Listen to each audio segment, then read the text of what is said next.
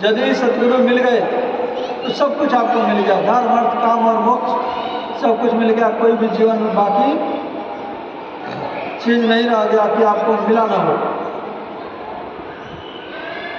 रवि भाई बहनों, थोड़े समय के लिए मानव का मिला हुआ श्वास की पूंजी गिनती, इसको जाया कर रहे निरंतर रेगुलर कंटिन्यूअस ये श्वास की पूंजी खर्च हो रही है।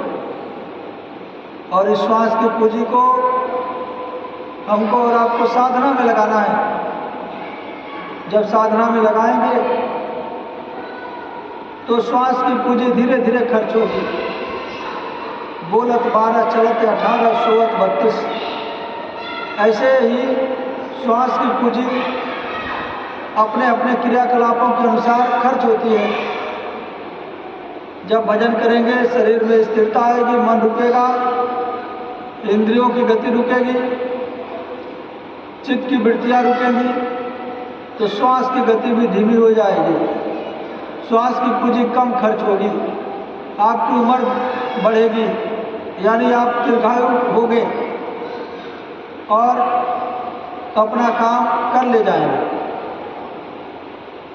दुनिया के लोग तो ऐसे भाग रहे मृग तृष्णा, जैसे मृगा को प्यास लगी, जंगल से निकल के बालू की रेत चमक रही, समझ रहे हो पानी है, दौड़ के वहाँ जाता, वो तो बालू की रेत चमक रही, फिर वहाँ से देखता कि आगे पानी चमक रहा, उसको तो भ्रम हो जाता, मृग तृष्णा, और दौड़ते जाता, ऊपर से गर्मी, नीचे से बालू की तपिश, और उसी गर्मी में पानी के बिना तड़प तड़प करके मर जाता।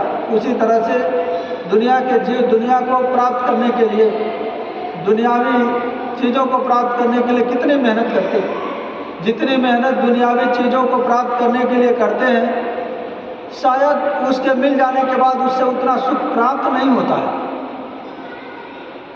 रवि भाई बहनों, यह धोखे का संसार है, यह काल की नगरी है, यह काल और माया का देश है, यह धोखे की नगरी है, कमियों का देश है।